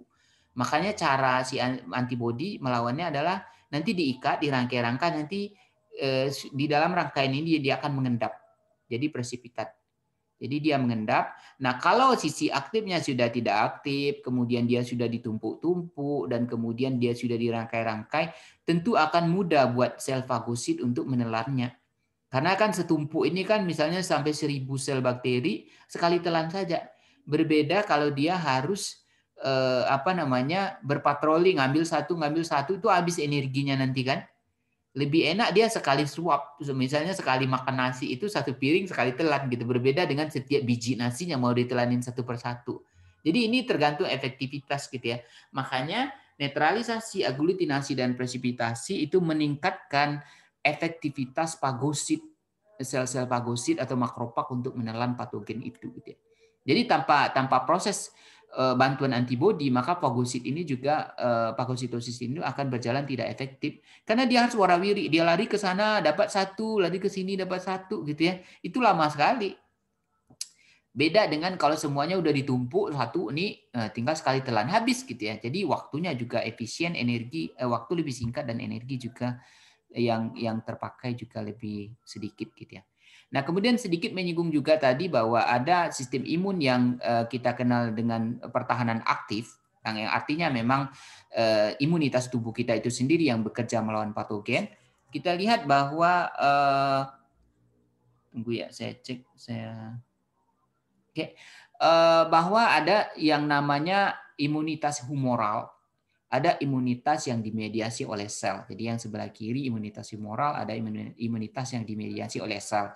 Ini merupakan sistem imun aktif, yang artinya memang tubuh kita membentuk sistem pertahanan dan bekerja secara mandiri. Dan juga di sini dipekerjakan sel T penolong, helper T cell. Jadi 3 komponen ini. Kita lihat bahwa untuk imunitas humoral, apa karakteristiknya? Yang bekerja di imunitas humoral adalah sel B. Apa fungsi sel B di sini? Dia membentuk antibodi. Jadi humoral itu karakteristiknya adalah melawan dengan membentuk antibodi. Nanti sel B ini kalau kita lihat dia akan membentuk antibodi, maka antibodi itulah yang akan melawan antigen. Berbeda dengan imunitas yang dimediasi oleh sel, dia tidak membentuk antibodi. Ini melibatkan sel yang berbeda, bukan sel B, tapi cytotoxic T cell gitu ya. Apa kerjaannya? Bagaimana cara dia melawan? Dengan tidak membentuk antibodi, tetapi dia sendiri yang melakukan aktivitas fagositosis untuk melawan sel-sel yang dianggap sebagai antigen di dalam tubuh itu. Nah, kalau kita lihat tadi, ini berbeda targetnya yang dia lawan. Kalau imunitas humoral biasanya yang dia lawan itulah antigen-antigen eksogen. Antigen yang sumbernya itu berasal dari luar tubuh. Kalau imunitas yang dimediasi oleh sel itu antigen-antigen yang bersifat kurang lebih autoantigen. Jadi sel-sel yang sebenarnya dia bukan merupakan antigen, tetapi dia nanti akan dikenali sebagai antigen oleh sel-sel di dalam tubuh. Misalnya tadi sel-sel yang terinfeksi oleh virus kan ada sel yang sudah mati itu kan nanti akan dideteksi oleh sel cytotoxic sel, dia akan difagosit. Atau misalnya sel-sel transplant. Misalnya ada orang ditransplantasi dengan transplantasi ginjal, cangkok ginjal, lalu kemudian bisa saja sel ginjal yang ditransplant itu dari donor itu bisa diserang karena dia dianggap sel asing gitu ya. Jadi ini dianggap ini, dan sel-sel kanker juga dilawan dengan seperti ini, dengan dimediasi oleh sel. Jadi kuncinya ada yang di sini sel itu sendiri yang berfungsi melawan sel gitu ya. Nah, kemudian komponen ketiga ada namanya helper T cell. Sel T penolong. Dia hanya kerjanya adalah menolong. Bagaimana cara dia menolong? Yang di tengah ini, dia itu menghasilkan sinyal. Itu yang dihasilkan bulat-bulat kecil biru itu ke kiri dan ke kanan. Sinyal-sinyal ini berupa sitokin namanya gitu ya. Sitokin ini itu memicu sel B dan sel T itu untuk membentuk antibodi dan kemudian membentuk sel-sel turunannya, termasuk sel memori dan plasma sel gitu ya. Jadi dia sebagai penguat gitu ya. Makanya dia bilang hanya sebagai helper. Jadi dia tidak melawan membentuk antibodi seperti B cell, dan dia juga tidak menelan sel dengan fagosit seperti sel sitotoksik, tetapi dia memberi sinyal penguat supaya sel sitotoksik dan sel B ini bekerja dengan baik, membentuk antibodi dan melakukan aktivitas fagositosis gitu ya. Nah, perlu diingat juga bahwa ketika terjadi infeksi, maka sel B, cytotoxic T cell, dan helper T cell semuanya membentuk sel memori. Jadi sel memori B cell, sel memori helper T cell, dan sel memori cytotoxic T cell. Sel memori inilah tadi yang seperti pertanyaan Dea tadi, sel-sel memori inilah yang akan menjadi pengingat kalau nanti terjadi infeksi dari jenis antigen yang sama, maka sel-sel memori ini akan segera dengan siaga mensintesis antibodi, memicu pembentukan antibodi sehingga kita akan selamat gitu ya. Jadi ini mekanismenya, ini mungkin sudah kita jelaskan tadi. Kemudian nah, mungkin sedikit di sini ya, bahwa dalam mendeteksi keberadaan suatu antigen, kita bisa memiliki berbagai macam cara. Yang metode langsung adalah benar-benar mendeteksi virusnya. Ada atau tidak virus di dalam tubuh gitu ya. Misalnya dengan kasus SARS-CoV-2 atau virus penyebab COVID-19 ini, nanti dilakukan diisolasi yang kita kenal dengan swab itu, jadi diambil sampel yang kemungkinan kalau ada virusnya di saluran pernapasan dan di esofagus misalnya gitu ya.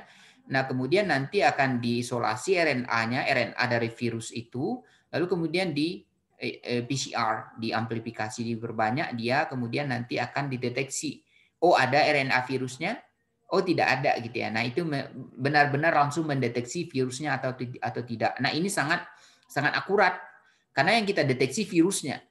Jadi mau terinfeksi hari ini misalnya Dani misalnya baru saja berkontak dengan orang positif, lalu Dani pengen memastikan oh dia ada virus nggak masuk tadi gitu, itu bisa langsung dideteksi gitu ya, karena yang dikejar adalah virusnya sendiri. Nah, ada cara lain adalah dengan yang kita kenal tadi dengan rapid test tadi gitu ya. Jadi yang dideteksi adalah respon tubuhnya. Jadi kalau orang tersebut misalnya telah terinfeksi, kita lihat tadi dia jelas akan membentuk antibodi. Nah, antibodinya ini IgM dan IgG. Nah, IgM dan IgG inilah yang akan dideteksi ada atau tidak di tubuh orang ini gitu ya untuk virus. Karena IgM dan IgG ini untuk virus masing-masing jenis antigen dia berbeda-beda. Ada IgM untuk SARS, ada IgM untuk influenza, IgG untuk SARS, IgG untuk influenza. Jadi setiap antigen itu punya IgM dan IgG khusus gitu ya. Nah, ini bisa dideteksi. Misalnya apakah seseorang memang sudah membentuk antibodi IgM dan IgG untuk virus SARS-CoV-2 ini. Nah, tapi lemahnya mengapa? Kalau kita lihat, kita tahu kan dari grafik tadi, grafik ini, IgM, IgG itu kan tidak spontan terbentuk. Jadi biasanya sudah hari seminggu baru terbentuk IgM atau IgG. Bahkan IgG itu sudah sampai hari ke-15-an atau 14-an. Artinya dia tidak bisa digunakan rapid test ini dengan hanya mendeteksi antibodi. Itu kita nggak bisa spontan memeriksa orang ini sudah ada infeksi virusnya. Karena itu tergantung apakah orang tersebut sudah membentuk antibodi atau enggak gitu ya. Jadi bisa saja misalnya kita baru saja terinfeksi 5 hari, IgM kita belum ada, maka ketika di rapid test kita bisa negatif. Padahal di dalam tubuh kita sedang ada virus gitu ya. Maka ada kelemahan di sini. Selain itu juga bahwa rapid test ini lemahnya bahwa kadar IgM dan IgG itu kadangkala tidak terdeteksi. Dia ada, tapi kadarnya di dalam darah itu tidak sampai terbaca oleh alat. Sehingga bisa saja dia menjadi seharusnya ada, dia mengindikasikan adanya infeksi, tetapi dia dianggap tidak gitu. Jadi diagnosanya jadi salah. Orang yang sedang ada infeksi virus, tapi kemudian dia dibiarin aja, dianggap negatif gitu ya. Makanya di Sumatera Barat kalau kita lihat, kita diinikan untuk tesnya itu memang sebagian hampir 99% gitu ya, semua pasien itu dideteksi dengan tes PCR. Jadi yang dideteksi memang virusnya, sehingga cepat langsung dibuktikan oh orang ini memang ada virus atau enggak di dalam tubuhnya gitu, daripada dengan rapid test. Jadi ini bisa jadi pelajaran buat kita gitu ya. Oke, saya pikir karena juga sudah mau asar, kita akhiri.